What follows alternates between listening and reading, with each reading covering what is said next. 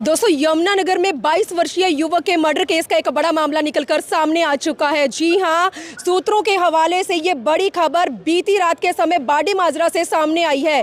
बाडी माजरा के अंदर एक प्लाईवुड फैक्ट्री है, जिस फैक्ट्री में 22 वर्षीय राहुल सिक्योरिटी गार्ड की नौकरी करता था। जैसे कि कल होली का त्यौहार था, तो रात के 12 से 1 बजे का समय था जब राहुल अपनी ही फैक्ट्री में सिक्योरिटी गार्ड की जब नौकरी कर रहा था, तो पता चल रहा है कि फैक्ट्री में ही काम करने वाले, अंदर रहने वाले 3 से 4 युवक जो बाहर से कुछ खा पी कर आते हैं और उसके बाद सिक्योरिटी गार्ड यानी कि राहुल को बोलते हैं कि फैक्ट्री का दरवाज़ा खोलो।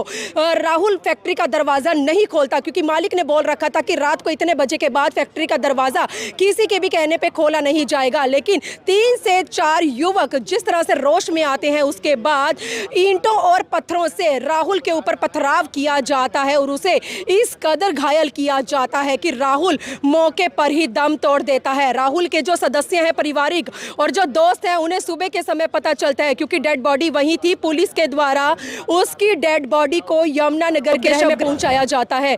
लेकिन होली के पर्व के चलते आप देख सकते हैं जिला यमुनानगर में जगह जगह किस तरह से अपराध देखने को मिला। कहीं पर युवक की डेड बॉडी नहर के अंदर देखने को मिलती है, तो कहीं पर कोई छत से गिर जाता है, तो कहीं पर सिक्योरिटी गार्ड को ही ईंटों के साथ मार मार के उसे इस कदर घायल किया जाता है कि वो इस दुनिया को ही अलविदा कहकर चला जाता है।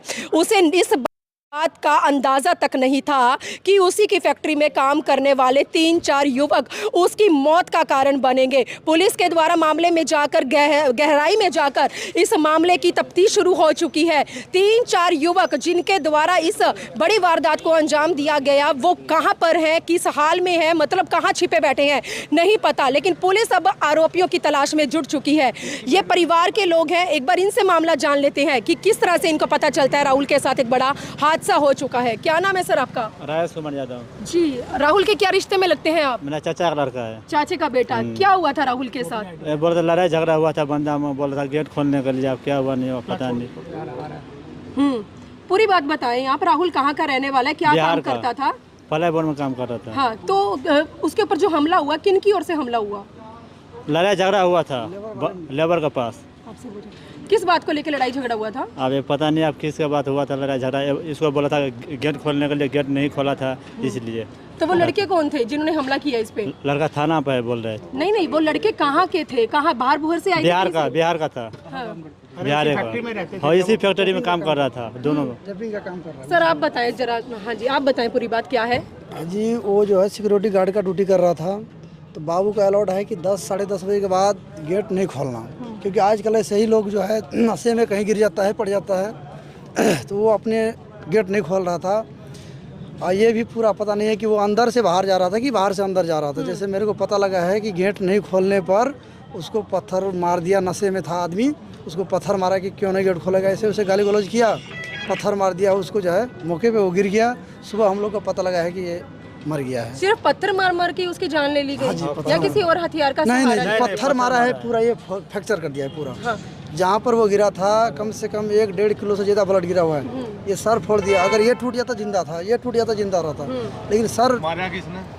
वो उसी फैक्ट्री का बंदा था जो फेस टेपिंग का काम करता था, वही बंदा मारा था। कितने युवक थे वो टोटल जिन्होंने हमला किया था? 3-4 युवक था। वो कहाँ है अभी? वो लोग वहीं पर है, बोल रहा है कि उसको पकड़ के रखा है, पुलिस वाले ने पकड़ के रखा है, उसके साथ कानून कार्रवाई होगा। अभी तो फिलहाल कुछ नहीं हुआ है, देखते हैं आगे क्या होता है। पीछे से कहाँ का रहने वाला था राहुल? राहुल बिहार का रहने वाला था जी, मधुबनी डिस्ट्रिक्ट का साननपट्टी गांव पड़ता है उसका, वहीं का रहने वाला था। हम लोग भी मधुबनी डिस्ट्रिक्ट से हूँ, बिहार से। जैसे हम लोग का पता लगा है गांव घर के आसपास का आदमी है, तो वहाँ पर जाना जरूरी है। माना जाए कि वो सिक्योरिटी गार्ड का काम करता था और वो अंदर जाने की कोशिश करते हैं, अंदर नहीं जाने दिया तो उसकी हत्या कर दी। जी, जितने भी फैक्ट्री में है गार्ड का ड्यूटी है, हम लोग जहाँ भी रहता है वहाँ भी है, 9:30 बजे के बाद गेट नहीं खोलता है। चाहे हम लोग, चाहे ठेकेदार आ जाए, चाहे लेबर आ जाए, बाबू का कहना है कि रात को 10 बजे के बाद गेट खोलना ही नहीं, चाहे बाहर जाए चाहे अंदर जाए। 8 बजे छुट्टी होता है फैक्ट्री में, 2 घंटा में आपको जो लाना है ले आओ, अपना खाओ पियो, आराम से अपने फैक्ट्री में रह जाओ। हम आपसे ये जानना चाहते हैं, जब 3-4 युवकों ने राहुल के ऊपर हमला किया, पथराव किया ईंटों से, तो उस समय उसकी सांसें चल रही थी या मौके पर उसी समय उसने दम तोड़ा था? जी, उस टाइम जिसे उसको पत्थर मारा था वो गिर गया था, उसको कोई देखने वाला नहीं था, उसको कोई नहीं देखने वाला था, इसी चक्कर में वो मर गया। अगर फिलहाल मौके पे अगर कोई देखता, अगर कोई उठा के लाता तो कुछ बचाव हो सकता था। कितने घंटे तक लगातार वो वहाँ पे पड़ा रहा? वो सुबह में लाश मिला जी। सुबह पता चला? कितने समय से फैक्ट्री में हम लोग को सुबह में पता लगा। वो तो 2 साल से 2.5 साल से उस फैक्ट्री में काम कर रहा में है। काम कर रहा था। 2-2.5 साल से। अगर कोई भी नशाबाज आदमी रहता तो बाबू उसको सिक्योरिटी में नहीं रखता। ठेकेदार लोग रख भी लेता है कि चलो कोई बात नहीं, जो करेगा, लेकिन बाबू का जिम्मेवार होता है सिक्योरिटी गार्ड। वो नशेबाज आदमी के नहीं रहा, वो नशाबाज आदमी नहीं था, उसको नशाबाज आदमी खुद उसको मारा है। पीछे इसके परिवार में और कौन कौन है राहुल के? पीछे इसके परिवार में भाई है, मम्मी है, पापा है, सब पापा मर गया है। मम्मी है, भाई बहन कितने और इसके? 3 भाई हैं, इस लाख का 4 था। राहुल परिवार में सबसे छोटा था या बड़ा था? छोटा था भाई, सबसे छोटा था। सबसे ये? छोटा है, शादी लगने वाला था। तो पुलिस ने आरोपियों को पकड़ लिया? नहीं, अभी थाना पर है, बोल रहे हैं। थाना में ही है ना? हाँ, थाना पर है। बता रहा है कि पकड़ रखा है, लेकिन अभी कोई पता नहीं है हम लोग को वो गिरफ्तार हुआ है कि नहीं हुआ, अभी मेरे को कोई पता नहीं है। आप क्या कार्रवाई चाहते हैं जिस तरह से राहुल के साथ इतना मैं बड़ा तो यही हादसा? कह रहा हूँ जी, जैसे हम लोग परदेसी आदमी है, उतना दूर से कमाने के लिए आ रहे हैं, तो उसको जो होना चाहिए, उसका जो सज़ा मिलना चाहिए वो तो ज़रूर मिलना चाहिए, क्योंकि ऐसा दोबारा किसी परदेसी आदमी के ऊपर ना हो। तो यमुनानगर में आप देख सकते हैं बाडी माजरा के अंदर एक प्लाईवुड फैक्ट्री है, जिस प्लाईवुड फैक्ट्री के अंदर काम करने वाला 22 वर्षीय राहुल जो फैक्ट्री में सिक्योरिटी गार्ड की नौकरी करता था, और उसी की फैक्ट्री में काम करने वाले 3 से 4 युवकों के द्वारा ईंटों और पत्थरों से उसको इस कदर घायल किया जाता है कि वो पता नहीं मौके पर ही दम तोड़ता है। लेकिन परिवार वालों का, दोस्तों का कहना है कि उसने अपनी जान को बचाने का निरंतर प्रयास किया। खून इस कदर बह चुका था कि सुबह तक उसको बचाने वाला या देखने वाला कोई भी सामने नहीं आया, लेकिन बहते खून के चलते, बढ़ता जिस तरह से उसका खून बहा, उसके बाद सुबह तक उसने मौके पर दम तोड़ दिया और पुलिस के द्वारा उसके शव को कब्जे में लेकर यमुनानगर के शवगृह में पहुंचाया गया। बिहार का प्रवासी मजदूर जो मेहनत मजदूरी करने के लिए यहाँ आया था, पता लग रहा है कि कुछ समय के बाद उसकी शादी होने वाली थी, लेकिन आज 22 साल की उम्र में अपने परिवार वालों को अलविदा कहकर चला जाता है। यमुनानगर में 22 वर्षीय युवक के मर्डर केस का एक बड़ा मामला सामने आ चुका है। सूत्रों के हवाले से पता लग रहा है कि 3 से 4 युवक जिनके द्वारा इस